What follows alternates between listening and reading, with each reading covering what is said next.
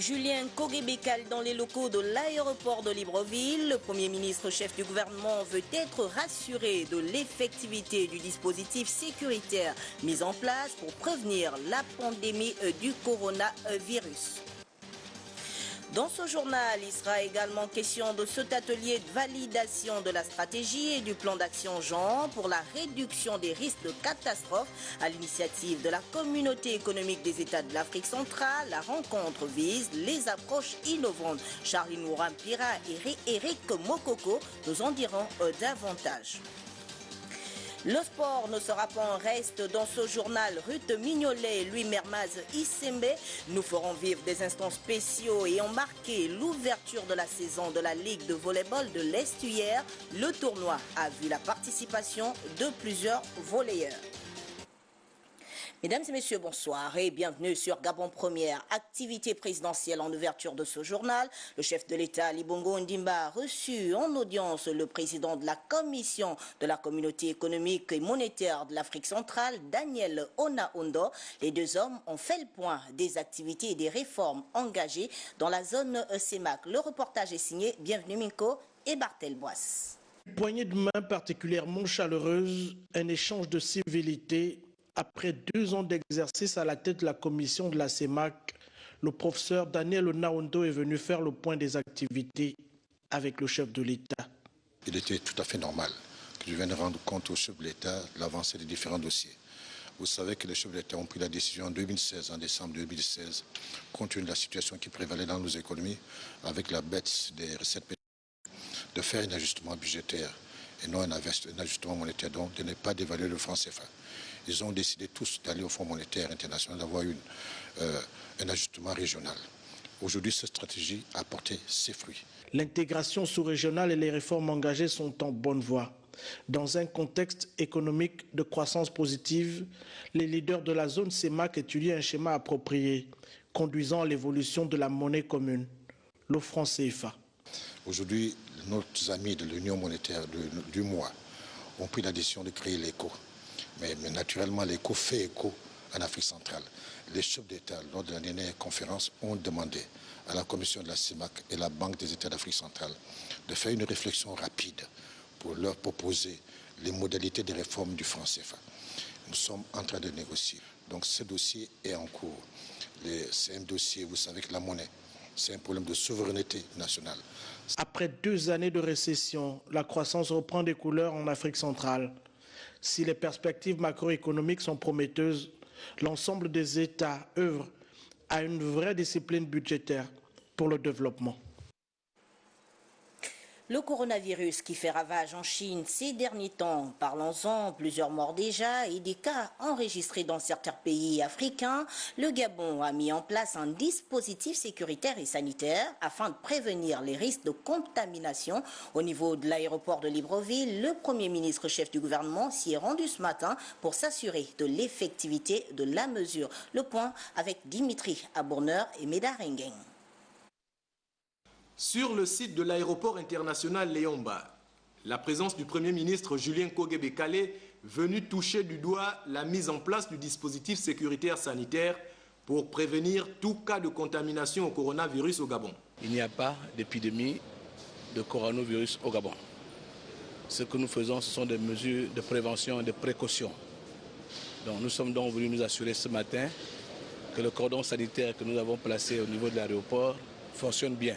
Mais nous avons également développé un niveau de vigilance supérieur au cas où, par accident, bien sûr, parce qu'on n'est pas à l'abri, on enregistrerait un cas.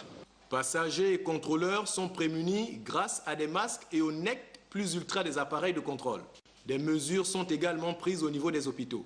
Les équipes sont en place, les équipements sont là, tous les passagers sont checkés à l'arrivée et donc pour l'instant, ce sont ces mesures qui sont recommandées.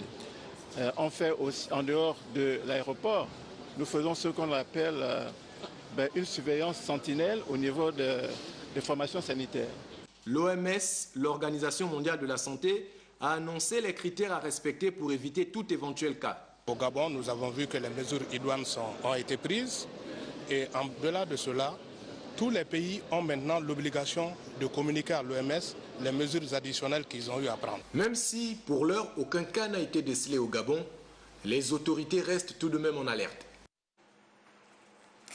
Le Premier ministre Julien Kogebekala a par ailleurs assisté au lancement des activités pédagogiques et pratiques du groupe OLAM. Il s'engage à former plusieurs dizaines de femmes dans les métiers de conducteurs d'engins. La cérémonie s'est déroulée au port minéralier d'Ovendo. C'est ce que nous font dire Dimitri Abourneur et Médaringeng. Le Premier ministre Julien Kogebekala a remis à titre symbolique les équipements servant à la conduite des engins poids lourds aux 55 femmes qui suivront durant 9 mois la formation dispensée par le groupe OLAM Gabon dans le cadre du projet Comme Elle. Nous avons voulu créer une formation unique en son genre. La formation de femmes à la conduite d'engins lourds et de camions poids lourds.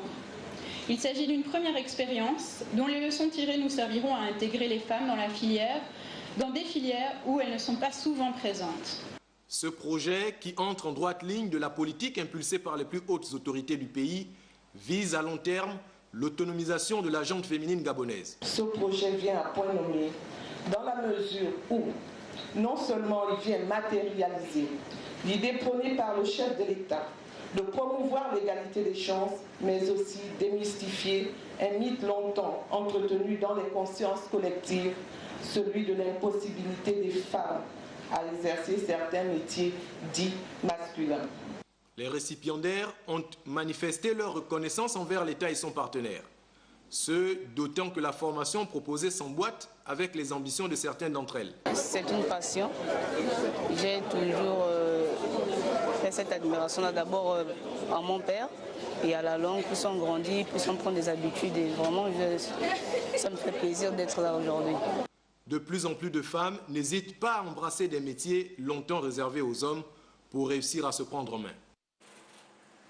Au ministère des Infrastructures, le patron de ce département ministériel a reçu en audience le groupe espagnol Acciona, spécialisé dans la réalisation d'infrastructures routières au Gabon. Avec Léon Armel Bunda Balondi, les responsables du groupe venus d'Espagne ont discuté des perspectives d'avenir. Jean-Raoul Badinga, Victor Mondunga pour le reportage. À un département qui reconnaissait sa compétence dans les travaux d'infrastructures routières, les dirigeants du groupe espagnol Acciona veulent proposer d'autres offres de services à l'État gabonais. Nous avons des équipements avec beaucoup d'innovation. Notre technologie propre par rapport à de l'eau, notre technologie propre par rapport à l'énergie. Et nous voulons faire les sociétés de référence par rapport à la construction, à l'énergie, ici au Gabon. Pour les projets stratégiques, nous voulons rester comme une société à la tête. L'ambition gabonaise dans les infrastructures de développement est grande et définie. Pour les futures actions, Acciona est bienvenue pour postuler aux appels d'offres que le Gabon va lancer dans le domaine de nos infrastructures. Mais Acciona et l'État gabonais, c'est d'abord un passif sur la route Lambaréné-Fougamou. Aujourd'hui, nous avons passé en revue les anciens projets qu'il a réalisés et avons décidé de mettre en place un comité ad hoc pour regarder ensemble comment résoudre le problème du passif de leurs travaux. Les dirigeants de l'entreprise font donc pédale douce avec pour objectif de poser les jalons d'un nouveau départ de la diplomatie des affaires entre le Gabon et l'Espagne. Allons-y à la Cour constitutionnelle où il y a eu une intense activité. Madame le Président de la haute juridiction s'est entretenue avec les autorités religieuses de notre pays. Puis dans l'après-midi, elle a présidé une importante réunion de travail avec le gouvernement. Les détails, c'est avec Max-Olivier Obam et Marine Sameyogo. C'est dans le salon présidentiel que Madame le Président de la Cour constitutionnelle, Marie-Madeleine Boranzo, accompagnée de quelques juges constitutionnels, a longuement échangé à leur demande avec les principales autorités morales de notre pays. Monseigneur l'archevêque de Libreville, l'imam de la grande mosquée de Libreville, le pasteur Francis Badinga, le président de l'église évangélique du Gabon, étant empêchés. Des discussions qui avaient trait à des préoccupations importantes concernant le présent et le futur de notre pays. Nous avons commencé une tournée ici à la Cour constitutionnelle Et nous allons continuer cette tournée-là dans les autres institutions, l'Assemblée nationale, le Sénat,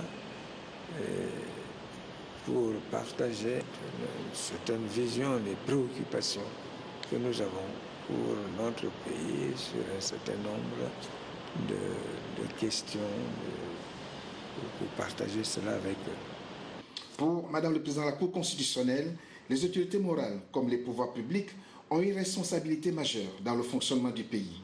Un mémorandum a été transmis à la Cour constitutionnelle par Monseigneur l'archevêque de Libreville. Par ailleurs, Madame le Président de la Cour constitutionnelle a eu une importante séance de travail avec plusieurs membres du gouvernement, dont le Premier ministre Julien Kogue-Bekale. Cette réunion fait suite au discours prononcé par Madame le Président de la Cour constitutionnelle lors de la rentrée solennelle de l'institution. Cette rencontre avait donc pour but de permettre au gouvernement de mieux comprendre le discours de la rentrée solennelle pour la prise effective des textes importants pour le bon fonctionnement de nos institutions. Sur un tout autre plan, Libreville abrite depuis ce matin l'atelier de validation de la stratégie et du plan d'action genre pour la réduction des risques de catastrophe par les services en charge des dites questions. L'objectif est d'échanger sur les approches innovantes pouvant participer à la mise en œuvre d'un plan d'action genre de la CEAC. Charlène Worampira et Eric Mokoko pour le reportage. Aucun pays de la sous-région d'Afrique n'est épargné par les catastrophes naturelles, mais les conséquences de ces aléas ont des répercussions sur la jeune féminine qui reste la plus vulnérable lors de ces événements. Le présent atelier tombe donc à point nommé car il va désormais intégrer la femme dans la stratégie et le plan d'action pour la réduction des risques de catastrophes. Les gouvernements doivent accentuer leurs efforts pour promouvoir la participation et le leadership des femmes dans la réduction des risques de catastrophe. La réduction des risques de catastrophe implique non seulement de réduire la vulnérabilité et l'exposition aux risques naturels, mais également de prendre en compte la dimension du genre et de l'intégrer dans l'ensemble du cycle de gestion des risques et de catastrophes. L'atelier est une rencontre technique dont le but est de valider le document de la stratégie régionale et du plan d'action genre. C'est une opportunité pour un échange d'expériences sur les approches innovantes pouvant participer à la mise en œuvre du plan d'action genre de la CAC pour la période 2020 à 2030. Le programme de travail auquel vous avez été soumis pour permettre d'apprécier le document présenté à votre évaluation a été axé sur les 4 domaines prioritaires du cadre de Sendai, qui se résument à réduire la vulnérabilité des populations pour un développement durable. Les conclusions se feront le 7 février prochain pour la validation de la stratégie et du plan d'action genre pour la réduction des catastrophes. De catastrophes en économie. On parle donc économie, vous l'avez compris, avec l'effectivité du free roaming entre la République gabonaise et la République du Congo. Le projet s'est concrétisé au cours de la réunion des comités techniques nationaux, réunion relative à la mise en œuvre du processus. La concrétisation du projet vise bien sûr à accélérer le développement socio-économique des deux pays. Lolita Obon et Francis Banja nous en disent davantage. Cette concrétisation est la résultante de l'exécution du protocole d'accord signé à Brazzaville le 15 octobre 2019 par les autorités nationales de régulation des deux pays, Alain Mombo et Yves Castanou, et s'inscrivent dans la ligne droite de la vision déclinée par les chefs d'État d'Afrique, dont Ali Bongo Ondimba, et des gouvernements de l'Union africaine, dont l'Alliance Smart Africa. Le free roaming apporte aux populations des solutions efficientes aux problèmes de communication entre les deux États. C'est un projet au bénéfice des populations de nos deux pays. Vous savez, les communications aujourd'hui font partie de la mobilité et de l'intégration, j'ai envie de dire, dans le monde et particulièrement dans notre sous-région. C'est un projet qui a déjà eu lieu dans certaines régions d'Afrique. Il n'y a pas de raison que nous n'emboîtons pas le pas. Aujourd'hui, le Gabon et le Congo sont précurseurs. Et nous pensons que les autres pays vont suivre. C'est un projet qui va permettre de fusionner nos réseaux, de faire en sorte qu'il n'y ait pas de différence de pratiques tarifaires entre les deux pays. Donc c'est avant tout un projet qui vient baisser les coûts de communication pour les personnes qui se déplacent entre le Gabon et le Congo. Le free roaming reste un engagement audacieux visant à accélérer le développement socio-économique durable du continent africain.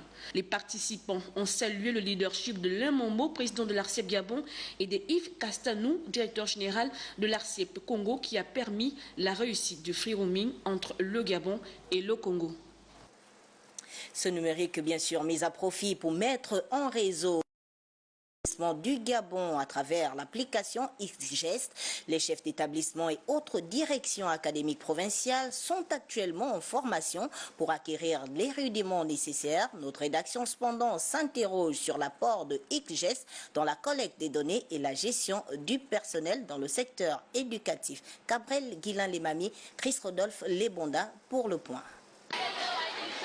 Créé dans le but d'améliorer le système éducatif gabonais à travers la gestion de l'élève et l'interconnectivité des établissements, le système XGest avec le temps peut désormais contribuer à l'amélioration des services de direction du ministère de l'Éducation nationale. Cette formation débutée il y a plus de 24 heures est donc l'occasion pour les acteurs du secteur éducatif gabonais d'acquérir des rudiments devant leur permettre de mieux gérer le personnel affecté au ministère de l'Éducation nationale à partir de XGest. Cette formation est la bienvenue, il faut le reconnaître, parce qu'elle nous permet de gérer efficacement, par exemple, le fichier du personnel de l'Éducation nationale. Jusqu'à présent, XGest a été intégré par un certain nombre d'établissements scolaires. Et c'est maintenant que l'administration centrale va finalement entrer de plein pied dans l'utilisation de cet outil.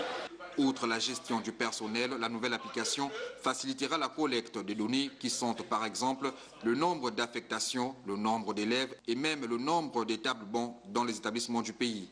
Pour prendre le cas de l'inspection générale des services, on peut à partir de cette application savoir l'évolution des progressions pédagogiques. On n'a pas nécessairement besoin d'aller sur place. On n'aura plus le temps de se déplacer, d'aller collecter les données à l'intérieur du pays. Nous allons intégrer l'outil statistique et nous allons ventiler au niveau des établissements. En clair, XGest devra permettre la mise en place d'un réseau sur lequel les directions du ministère de l'Éducation nationale pourront collaborer. Toujours en rapport avec l'éducation à OIM dans la province du Wellington, les anciens élèves de cette localité regardent dans le rétroviseur. Ils reviennent après plusieurs années remercier le collège Ondo et Fils, ce collège qui a contribué à leur formation en faisant d'eux des acteurs actifs de la société. Regroupés au sein de l'association Alpi, association Lumière pour l'éducation et l'entraide, ils ont apporté quelques présents. Eugène Ekogowon nous en dit davantage. Ils se sont constitués en collectif pour à leur tour donner au collège de Fils ce qu'il leur a donné il y a plusieurs années. Nous sommes venus particulièrement ici au collège de Fils parce que c'est un collège qui a accompagné plusieurs jeunes de la province du Wellington devenus cadres aujourd'hui. Donc à cet effet, nous sommes revenus sur nos pas pour exprimer notre gratitude et notre reconnaissance au dit collège. Un geste de cœur qui vise à les conditions de travail du personnel d'encadrement et à l'épanouissement des élèves. Reconnaissant aussi par rapport à eux parce qu'ils viennent montrer au moins aux élèves de maintenant et j'espère aux élèves des prochaines années qu'avec le travail, on arrive à quelque chose. Le travail, toujours le travail, encore le travail, c'est ce qu'on dit toujours au collège de Fils. Nos anciens qui nous ont précédés ici soient venus, qui ont pensé à nous, nous ont offert de tels dons, car ce n'est pas tous les jours et dans tous les établissements que cela se passe. Et nous espérons aussi que nous, dans l'avenir, après avoir terminé le collège, nous puissions aussi faire de même. Sitôt le matériel remis, que les bienfaiteurs sont passés à l'action avant la célébration à l'église de Saint-Basile-le-Grand d'une messe d'action de grâce pour confier à Dieu l'Alpeu. Cap sur Makoko, dans la province de Logoïvindo, le chef-lieu de province fait sa mue depuis quelques mois. Une lutte acharnée contre l'insalubrité a été lancée grâce à une dotation budgétaire de l'État. Sur place à Makoko, notre correspondant Benjamin Evin Biné. Dans la capitale ogivine, les locataires de l'hôtel de ville arborent fière allure depuis quelque temps. Ici, le pari de la lutte contre l'insalubrité semble avoir été remporté. Et pour s'en convaincre, Guy Roger Kazama et ses adjoints s'imposent des visites de chantier tenues par 2 PME locales commises à la tâche après le retrait de Gabon Propre Service. Par le côté là, on va d'abord rembler, on va prendre l'altéré pour mettre un bon plateforme. Après, on la terre, on va chercher la terre noire pour mettre dessus. Après, on ferme avec le gaz. La survie de notre partenariat dépend de ce projet. Oui, c'est ça. Ici, curage en profondeur des caniveaux des voies bitumées de la ville. On est sur le terrain. Là, ce sont les galettes qu'on est en train d'enlever. Au fur et à mesure qu'on enlève les galettes, on enlève la terre. Au fur et à mesure, après on enlève la terre, on remet les galettes. Comme ça durait, c'est là où la difficulté. Là, aménagement d'un jardin public. Plus loin, échange de vues sur la problématique des branchements d'électricité anarchiques et ou des intarissables mardeaux dans l'Embolo. Autant de situations casse-tête à solutionner. La problématique des tuyaux, compteurs SEG, mais également les fils mis de manière anarchique sur les voies de fils d'électricité. Nous avons fait le constat avec vous que plusieurs constructions s'étendent sur le domaine public. Et de concert avec les services techniques de l'urbanisme et de l'habitat, nous poursuivons le travail de communication, de sensibilisation. Au terme de la première année d'exercice, les membres du bureau du conseil municipal de Makoukou semblent tenir le bon bout face au défi de la lutte contre l'insalubrité dans la capitale ogivine. Retour à Libreville, direction Société d'énergie et d'eau du Gabon. Alain Patrick Fulgence Nkouma prend officiellement les fonctions de directeur général de cette entreprise parapublique. Nommé lors du Conseil des ministres du 31 janvier dernier, il a promis améliorer la qualité des services de la SEEG. Et c'est le ministre de l'Énergie et des Ressources hydrauliques, Pascal Wanyambouré, qui a procédé à son installation. Le reportage est signé Frédéric Yendamokula et Richard Mobiwa. C'est après le conseil d'administration ayant donné quitus au promu que le ministre de tutelle, Pascal Wanyambouré, a procédé à son installation officielle avant de lui rappeler les nombreux défis à relever. Mettre en place une équipe d'intégration capable de travailler avec tous nos partenaires, accompagner la conduite du changement, car il nous faut réformer cette structure pour que la demoiselle soit belle et reste belle, renforcer les capacités du personnel et inverser la tendance. Donc votre défi, c'est de faire en sorte que vous soyez en ligne avec les aspirations de ce personnel qui se bat au quotidien, avec acharnement, pour faire en sorte que les Gabonais puissent avoir l'eau et l'électricité dans leur maison, sachant que l'outil de production est vieillissant. Le directeur général sortant, Bernard Gervais de Souza, n'a pas manqué de s'exprimer, mais une prise de parole laissant apparaître l'expression d'une action inachevée. Je pars avec le sentiment d'avoir fait quelque chose de ma vie et de m'être vraiment mis au service de cette entreprise qui a été pour moi comme une épouse. Prenant la mesure de la lourde mission qu'il attend, le nouveau directeur général aura rassuré ses supérieurs hiérarchiques. Les challenges sont importants parce que tout ce qui touche aux populations sont toujours des choses très sensibles et je suis tout à fait conscient des attentes du chef de l'État. Au moment où Alain Patrick Fulgence Nkouma prend les rênes de la SEG, force est toujours de constater que la demande des populations gabonaises demeure sans cesse croissante en matière de distribution d'eau et d'électricité.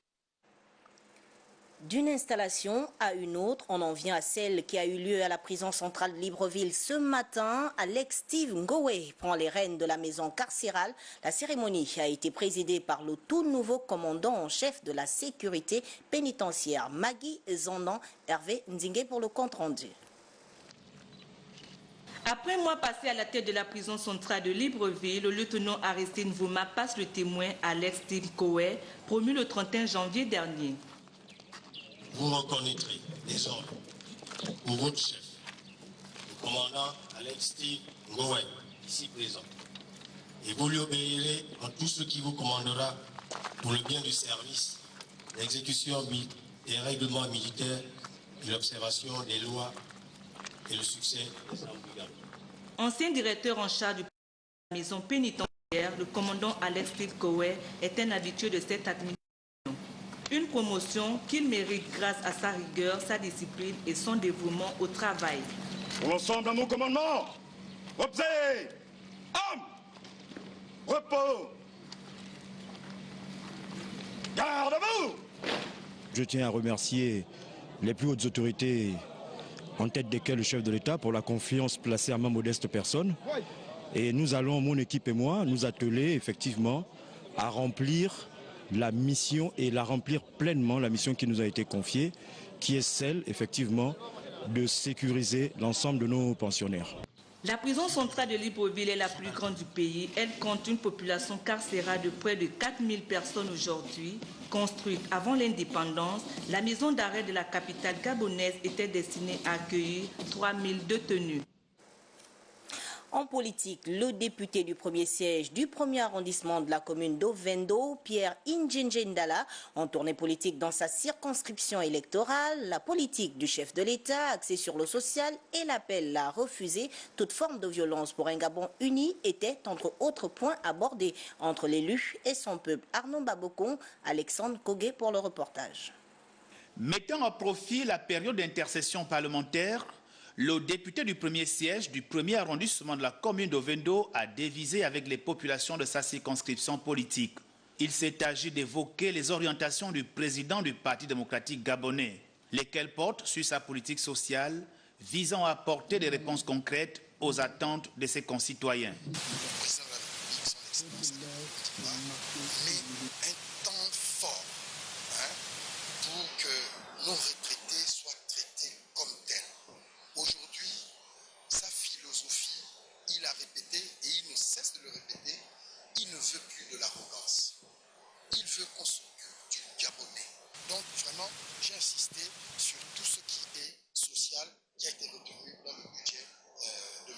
L'honorable Pierre Indjengendala s'est saisi de cette sortie pour évoquer les questions qui ont fait l'actualité ces dernières semaines relatives au présumé enlèvement d'enfants.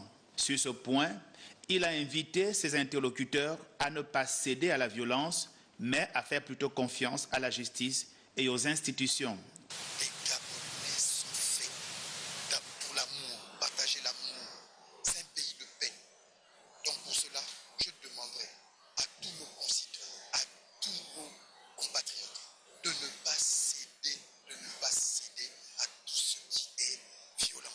Au cours de ces interventions, le parlementaire a appelé les uns et les autres à tout œuvrer pour l'unité, la fraternité et la concorde entre fils et filles du Gabon. Les militants et les sympathisants du Parti démocratique gabonais du deuxième siège du Komo-Congo, quant à eux, viennent de faire leur rentrée politique. Laquelle rentrée politique était axée sur le renforcement des capacités des structures de base afin de mieux assurer le relais. Betty Anjembe, Cédric Zendon pour le point. Le renforcement des capacités des structures de base est la principale activité marquant la rentrée politique du Parti démocratique gabonais dans le deuxième siège du Komo-Congo. Celles-ci ont participé au débat organisé pour la circonstance. Il faut donc rappeler à nos camarades qui le savent déjà, mais il faut toujours le leur rappeler, comment le militant doit se comporter dans son comité, dans sa section, dans sa fédération, et comment il doit véhiculer les idéaux du parti. Les camarades des études locales se sont appropriés les éléments de langage qui ont été mis à contribution par le secrétaire exécutif, aux secrétaires départementaux, aux secrétaires fédéraux. Cette réunion, dirigée par les membres du bureau politique, fait suite à la demande du président du parti, notamment organiser des assises dans l'ensemble du pays. Moi, en tant que membre du bureau politique de la Fédération Gaboué et Comier, j'assure l'encadrement. Donc j'assure l'encadrement et puis j'assiste à ces grands séminaires. Ça permet aux militants, à chaque militant, c'est-à-dire qu'en commençant par le petit militant, donc dans le comité, qu'on m'a dirigé une réunion. Donc c'est en quelque sorte relancer le leadership dans nos comités. Ces échanges interactifs aux allures pédagogiques permettront à chacun de se forger des outils nécessaires afin de mieux accomplir sa tâche au sein du parti.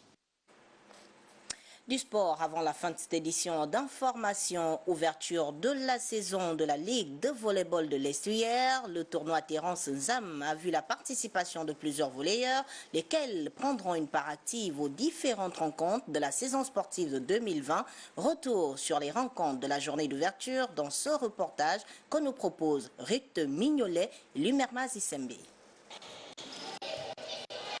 Bien que la discipline semble être ensommeillée, les adeptes du volleyball sont bien présents, du moins ceux issus des 4 ligues que compte la Fédération gabonaise de volleyball. Il faut dire que par rapport aux années antérieures, les équipes aujourd'hui n'ont plus de choix que de travailler parce qu'il y a eu une concurrence et qu'il y a un niveau au niveau de l'extérieur qui est en train de monter. Pour les acteurs et les responsables de ce sport qui jadis, comme le handball et le basketball, drainaient ses disciples sur les terrains rectangulaires de 18 mètres de long sur 9 mètres de large, le volleyball en 2020 au Gabon veut améliorer l'organisation de ces compétitions. Il y a une organisation mieux que celle de l'année dernière et également la joie que les sportifs, les volleyeurs ont développé tout au long de cette compétition et également la cohésion qu'il y a eu pendant toute la compétition, non seulement avec les arbitres, mais aussi avec le comité d'organisation. Nous avons toujours espéré faire mieux à la prochaine compétition. Dans un championnat d'élite qui s'annonce relativement ouvert pour les différents clubs de l'estuaire et un championnat national qui se veut déjà synonyme de derby estuairien, le volleyball au Gabon devra tout faire à ce moment pour surprendre. Ne quittez pas vos positions d'écoute juste après ce journal. Dans le cadre de l'entretien, Sheila Balé reçoit le directeur général du travail, Émilie Léocadi Moussoudji. Il sera question du projet de la révision du code du travail. Voilà, c'est sur cette note que nous mettons un terme à cette édition d'information. L'actualité se poursuit sur Gabon Première, 23h. Marie-Chantal Ndong se fera le plaisir de vous informer. Quant à moi, je vous dis à demain lorsqu'il sera 20h. S'il plaît à Dieu.